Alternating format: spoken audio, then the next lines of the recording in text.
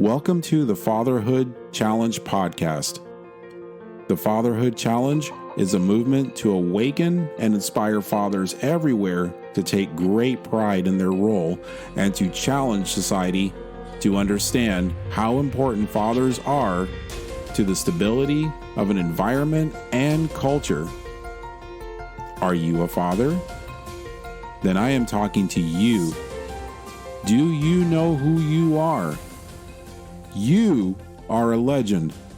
And what do legends do? They leave a legacy. Those that leave a legacy define and change society around them. They change their culture. They change their moment in time. They change the future. You are a father, so you have that power, a lot of power. Take pride in that. Take pride in your fatherhood.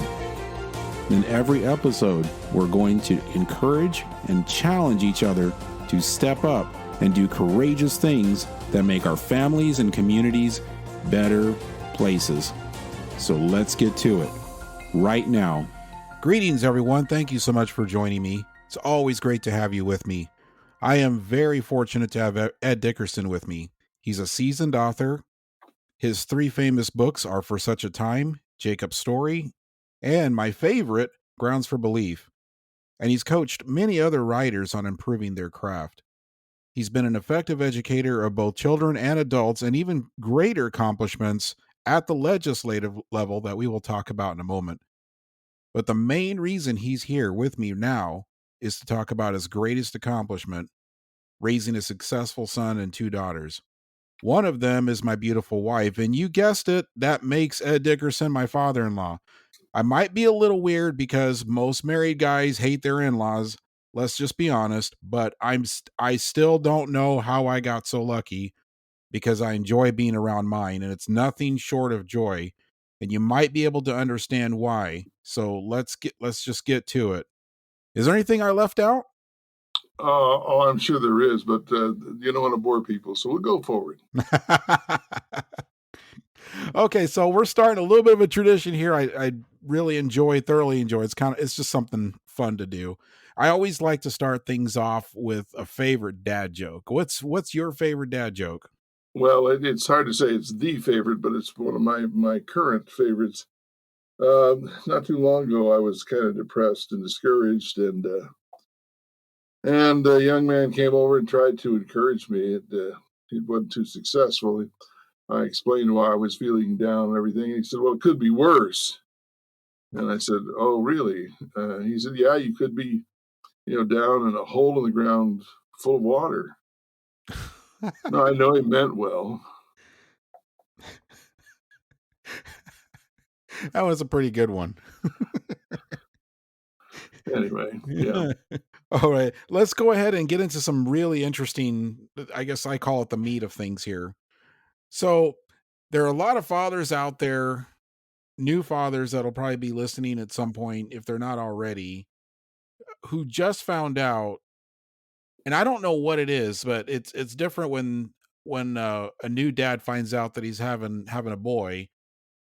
But there's some new fathers out there, when they find out they're having a girl, they just completely freak out. And in some ways I can get that, but what it what would you say to that father if you ran into them and you got in a conversation and they're just totally freaking out about it when they just get this news because they don't know what to expect? Well, you have to understand that our girls were born, and unless you asked for an ultrasound to find out what sex, you didn't know until they were delivered. So in those days, you didn't have any warning. It's just your wife gave birth, and it's a girl. So uh, there was very little warning.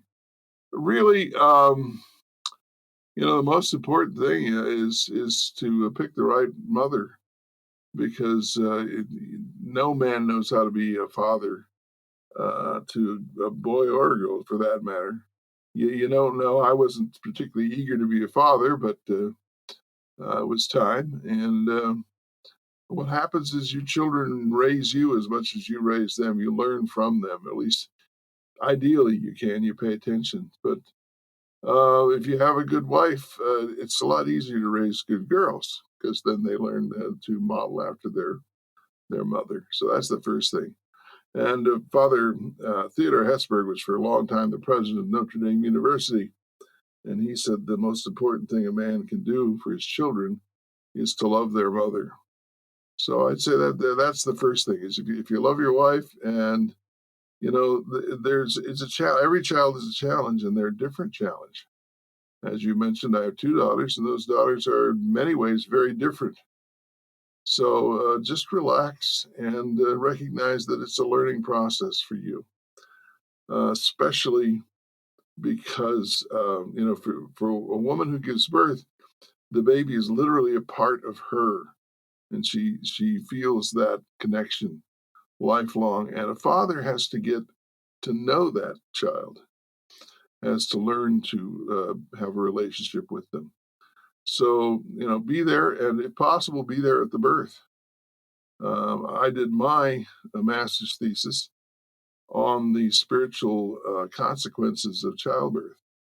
And I can tell you that when the dad's present, it makes a big difference. So be there. That's the first thing. Just be there and pay attention. That's really, really wise advice. That's one of the themes I hammer on a lot is being present. I really appreciate hearing that. Um, when you first got that news, were you freaked out at all? Were you scared or nervous about it?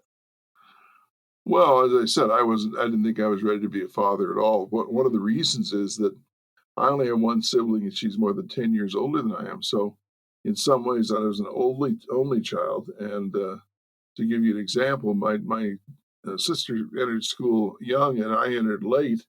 And so her first day of college and my first day of first grade were the same day, literally. So that was a big differential there. And in some ways, because it took so long, my mother was not really ready to be a mother to me. And so in some ways, I was neglected. And it's kind of hard because I grew up as I call it neglected only, as well as a firstborn, because you've got all of these odd things happening because your only sibling is so much older, and you when you're in that situation, you learn to look out for yourself. So just even being married, you have to learn to look out for somebody else, and that's just the thing. You just have to be there. You have to pay attention, and you have to learn that it's. When I talk to parents, the biggest thing is they want to. Too many parents are concerned. Does this make me look bad or make me look good? That's not the issue. It's not about you. It's about the kid. And so finding out who that human being is and becoming acquainted and building a relationship with that child, that's daunting for anybody, but it's a great adventure. And it enriched being a dad is probably the most important experience in my life. I would definitely agree with that 100%. One of the things I've heard before, is this idea that once you become a parent, once you become a dad, your best days are behind you. Your life is essentially over, and it's just a downhill slope from there. My personal experience is that could not be more false. Um, and that's for many, many reasons. What's your experience with that? Well, like I said, that guy said that it could be worse. I could be, underground in a hole with water in it. He That's tr- meant well, but that's true.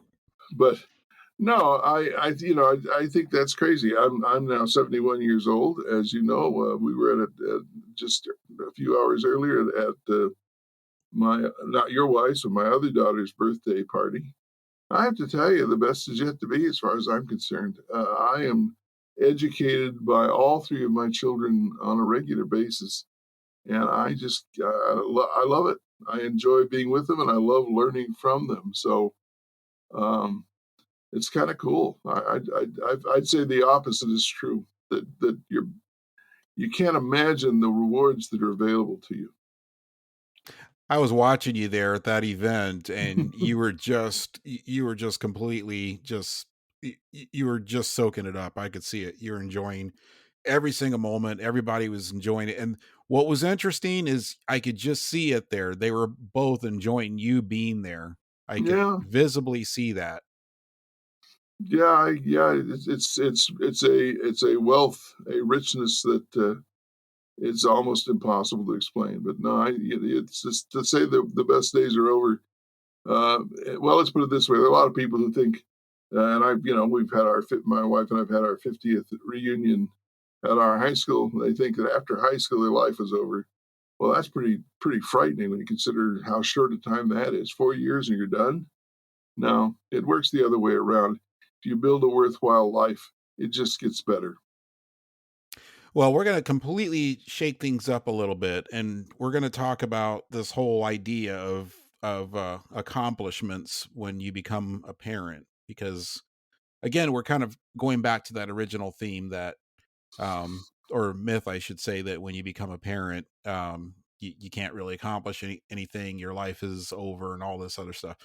But for most people, for most dads, um, education, being involved in their kids' education means dropping them off at school and letting someone else educate them.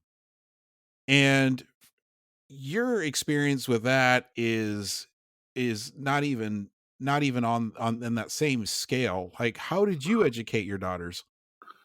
Well, as you know, I was a pioneer in the homeschool movement in the state of Iowa, and I helped change the law in this state. And I arranged my employment, sometimes to the detriment of my professional advancement, so that I could be involved in my children's education.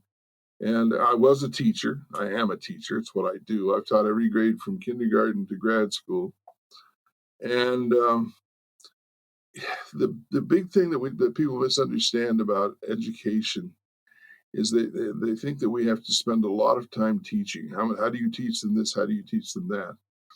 The God made children to with a curiosity. The first thing they want to do is learn. We know at birth. We know studies have been done. The first thing that children do is look for a pair of eyes.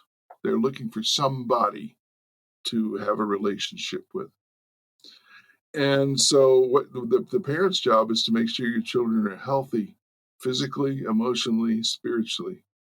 And if you do that, they will learn. They will learn. Healthy children learn, and you really can't stop them from it. So, what we tried to do is to optimize the conditions under which learning could take place. The best job, and I won't be shy. I was known as a master teacher in the classroom. But even there, the real job is to be a catalyst. You're not part of the equation, but you make the equation possible. That's what you try to do is set up the situation so that your children can learn. Give them lots of learning opportunities. Encourage them, cheer them on, but don't push them because they're eager to find out the world. That's so important. I think we get this whole idea from the education system that you got to have this set curriculum and you have to be very rigid and you have to follow these steps, this methodology or this set curriculum. Otherwise, you're not doing it right. And it sounds like the way your approach is completely centered around the child's needs, their learning needs, and their learning style. Well, absolutely, and I mean the reason that schools are set up this way, and people don't understand this. Teachers are taught this way. Most teachers don't even realize what their real purpose is that they're dealing with large numbers of children. And there's a reason we say that fish travel in schools, because if you watch a school of fish, they all move together at the same time. They start to turn, the whole group turns. And schools, therefore, treat children like fish, that they should all move and grow and develop at exactly the same rate. And yet, nothing could be further from the truth. First of all, boys and girls are very different. They develop at different rates, and their readiness for what we would think of as academics takes place at different times.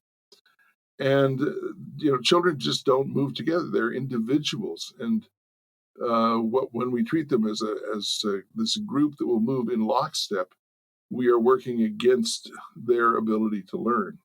because it just doesn't work that way. Some people are better at math and some people are better at reading. Doesn't mean they can't balance their checkbook or read well enough to get along in life. But what it does mean is that, for example, boys aren't ready to read as early as girls. 90% of reading problems in schools are boys. In fact, 90% of discipline problems in schools are boys.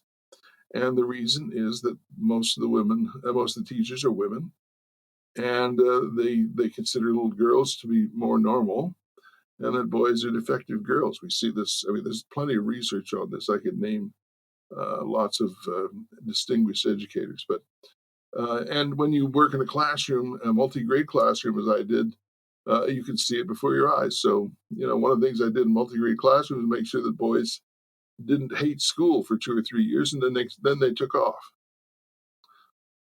Now, did you use your own curriculum when you were homeschooling, or did you do a little bit of both and mix it up, or did you go with something specific? Well, here I'm going to have to be tough on you. When parents talk about curriculum, they generally mean a box of books.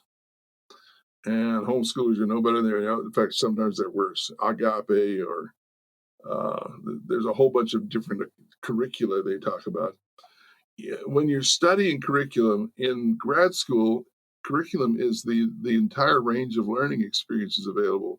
So the answer is, did we have a set of books that we used to take the right steps at the right time? The answer is no. Did we have a lot of learning resources? Yes. We had books they could read. We It's a funny story because, of course, the internet wasn't around when we first started, and the librarians got the notes very well. In fact, one time, it was 1993.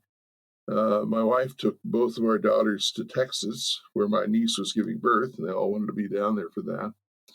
And I was left to take a large box full of books back to the Cedar Rapids Library. And the librarian took a look at the box and the books, and she said, "Oh, I know who you are," because we'd borrowed so many books there. So, and this was true with my son as well. So there are lots of learning opportunities.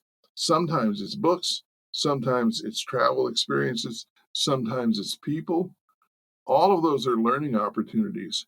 I was the chairman of the homeschool support group here in town for a while, and they had a curriculum fair, and I brought a bottle of ketchup, which everybody thought was rather strange. But we talked about that, with this 64 ounces, what does that mean, and so forth. So one of the things we would do is put a world map, for example, under a clear piece of plastic, and that was our tablecloth. And you could talk about things on the map while you're eating and so forth. So it isn't, learning is all around us. That isn't the problem. The problem is recognizing the opportunity and taking advantage of it. Probably one of the most interesting things is that one time, it was in the fall of the year. It was one of these days. It's warm in the day and cool at night, and we were on the road, and we stopped at a convenience store. I was going to go in and get something, just me. And when I got out, I had a very interesting. There was a brick wall, of course, for the store, but you could feel it radiating the heat off. So I went back to the car and I said, "Everybody get in line. We're just going to get single file. Just follow me." So they were lined up along the car. Got up onto the sidewalk next to the building and turned and went along the wall. And each one looked and went, "Wow." And then we talked about how the brick soaks up the heat during the day, and then when it cools off toward evening, it radiates this back out. So that's what I mean when I say learning opportunities are everywhere. I'm sure they all remember that. We've talked about that. Absolutely. Absolutely. It sounds like it's just I guess another word I've heard for it would also be like object lessons. Every time those opportunities come up. Yeah, yeah, I suppose so. It's not that formal. It's just you want them to get in the habit of finding things to learn everywhere. This is a breath of fresh air to hear. I grew up the same way that most kids did, being dropped off at school, and you're there most of the day, and the school educates you, and it's out of textbooks. So the way you educated your kids is a very different, very, very different approach than the average person is used to hearing or knowing about. And I'll be honest, from this side of things, um, with the way I was educated and seeing how you did things, I wish it was done that way instead of the way instead of the way I was raised. Um, because I think there's and the way you're doing it, I think kids get a lot more enrichment about it because I don't know how many opportunities you miss just sitting in a classroom all day long. And you were there with your kids. You were first of all, you were engaged with them, Mhm. and that's an important thing. And there's all kinds of benefits and dynamics there. But the second thing is not missing those opportunities. Yeah, I mean, that's just it's so crucial. C.S. Lewis talks in a wonderful little book. It's a kind of a tough read called The Abolition of Man, but he talks about the typical classroom education being the way poultrymen treat chickens. Of course, they're raising them for slaughter. They don't say that, but in other words, they're raising the chickens for purposes the chickens know nothing about.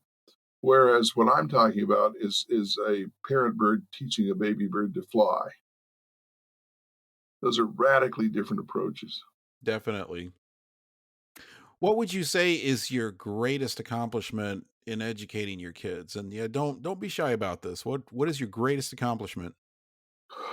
Well, I guess staying out of the way. I know that may sound crazy, and I've said that I'm not going to be shy. I was considered to be a master teacher. I was told this in many evaluations.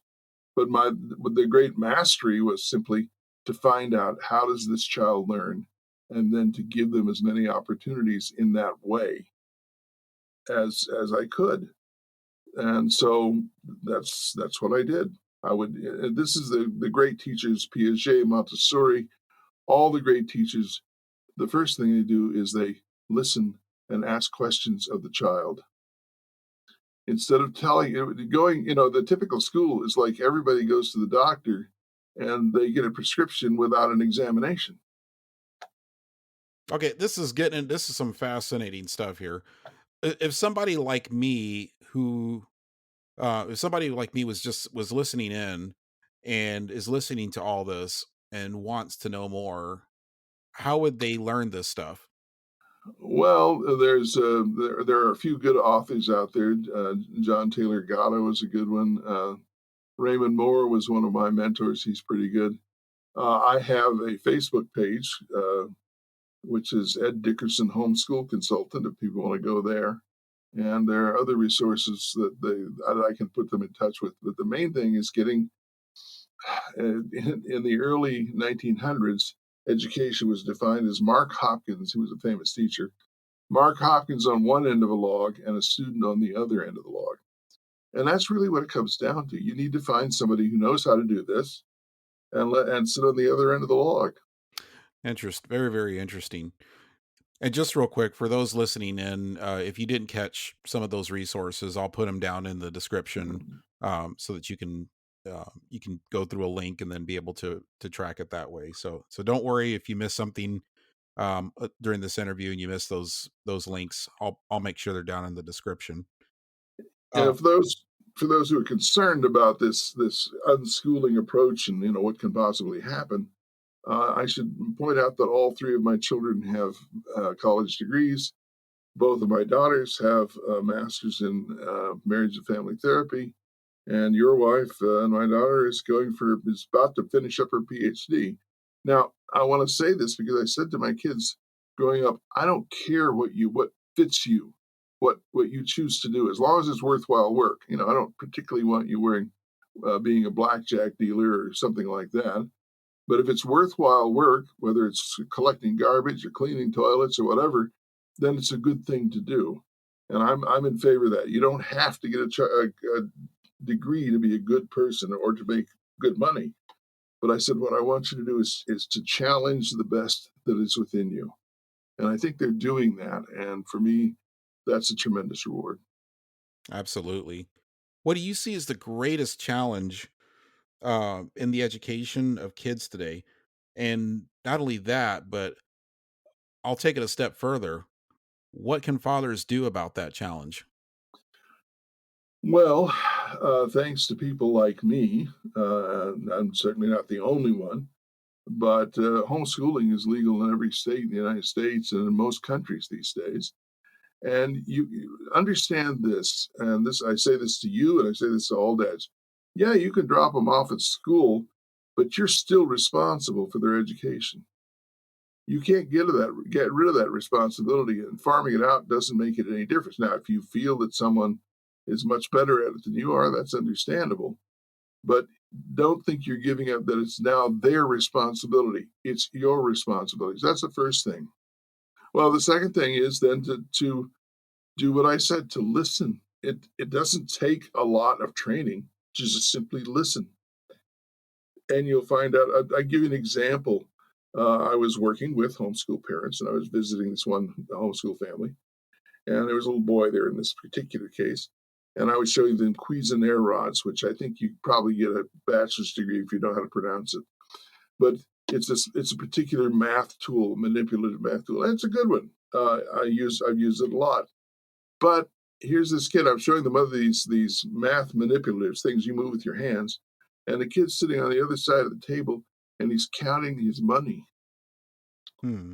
And he wasn't interested in Cuisinart rods, but and this is a kid who's 8 years old.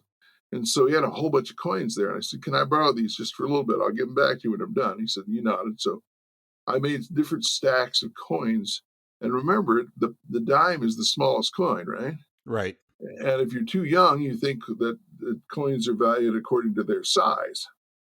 So I'd make stacks of change and I would put two stacks and I'd say, which one is the larger stack? And he went at it for 40 minutes. He wasn't interested in my fancy tool, but he was interested in money. And he was telling me that the whole time I was talking. Interesting. I just had to wake up and see, oh, this is where his mind is. Let's go there. Hmm. It's backing up a little bit. Um, I think it's really interesting. So you talked about earlier, you were very instrumental, actually on the front lines of changing the homeschool laws in Iowa to I make it was the only lobbyist for homeschoolers, yes. exactly. And how were your kids? Were your kids involved in that in any way? Oh, yeah, they could tell you a lot about being at the Capitol. In fact, it got to be a joke because back then we're talking about the big concern, supposedly, was that homeschool parents were going to abuse their children. They're going to hide them away from the public and deprive them and abuse them. And my kids were not with me all the time by any means. But that would have been abusive because I was at the Capitol, which is 2 hours from my home, uh, 5 days a week for like 16 or 17 weeks in a year. But when we came down to finally passing the homeschool bill, which is the first time in 90 years that homeschooling had been officially legal in the state of Iowa, the kids were with me, and that led to some late nights. But by this time, the other lobbyists and legislators knew me and they knew my children. And they joked with me because it was late at night, maybe early morning, as they were finalizing the last little bits. And they said, "This really is child abuse." And we all laughed about it because, but no, my son actually ended up being a page in the legislature then. So, yeah, it was a great experience. I was able to talk to the legislators in educationese, which is its own little jargon, and I was able to talk to parents as a parent. So it worked out well. And when the governor signed the bill, he singled me out. He said, "Where's Ed? He gets the first pin," because it wouldn't have happened without him. So that was nice, but it was a lot of people that were involved in the process.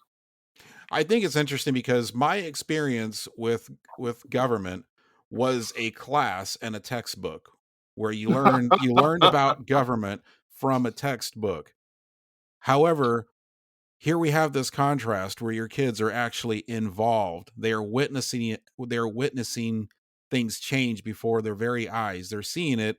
And even in the case of your son, he's directly involved. He's a part of Oh it. yeah. Well, and they were present at committee meetings and things where The law was finally passed. It was really an amazing conference committee meeting. I won't go into all that. It was quite dramatic, but they were there to see things happen. And what you've just described is the difference between the typical idea of curriculum, something in a book, and all the learning opportunities available. Well, this has been absolutely fascinating. Absolutely fascinating. Um, just to kind of wrap things up a little bit, I know we've already kind of put out a lot of challenges to fathers, but do you have one big major challenge that you have that you want to issue out to fathers listening? Well, I could bore you with all the statistics. I can tell you right now that not having a father present, and I don't mean just that there's a father in the household, but he's there for the children. They have a relationship with their father. The statistics on drug abuse and out of wedlock pregnancies and suicide and violence, and you could go on and on. You cannot believe the statistics. There's plenty of them online. Fathers matter. They matter because they show boys how to be a man. Women can't do that. And I could go into that about the brain chemistry and a whole bunch of other things that boys need to learn, and they can only learn from their fathers. But girls learn from their fathers what a husband should be like. They learn how a husband should treat his wife and how he should treat his children. And so to be there and be that kind of an example. Now, I have to tell you, I'm not flawless. I was not a perfect father or a perfect husband. But I'm just saying, being there, being yourself, and recognizing how important it is to know your children, to listen to them. I can't say that enough. To listen to them, hear what they have to say, and that's a challenge because it's not something you can't go out and buy a book. You can't go out and buy a piece of hardware. You can't get a tool. You have to do it every day. Sit down, pay attention, listen, be kind. That's the challenge. I think that's an excellent way to wrap up and conclude things. Thank you so much for your time. It's been a pleasure interviewing you, talking with you, and even as we were going through this interview, it's been a pleasure learning from you as well. That is unfortunately our time. We could easily go on some more with this. It's been enjoyable. So thank you so much. Well, as you know, your mother-in-law and my wife says that listening to me talk is like getting a drink at a fire hydrant. So we could go on a while, but we won't. Easily. All right. Well, you've been listening to Ed Dickerson. Just a riveting interview. I've enjoyed every single minute of it. And I appreciate you being part of it and listening in. So thank you so much. If you enjoyed the show and are getting value out of it, there are two ways you can support this podcast. One is by hitting the follow option on your favorite listening app. This will make it easier to see all the episodes and receive notifications when a new episode is released. The other is by checking out some of the swag in our store. They make great gifts for the holiday, a birthday, or any reason, and they help spread the word about this great movement. The link to the store is in the show description below. Thank you for your support, and I'll see you in the next episode.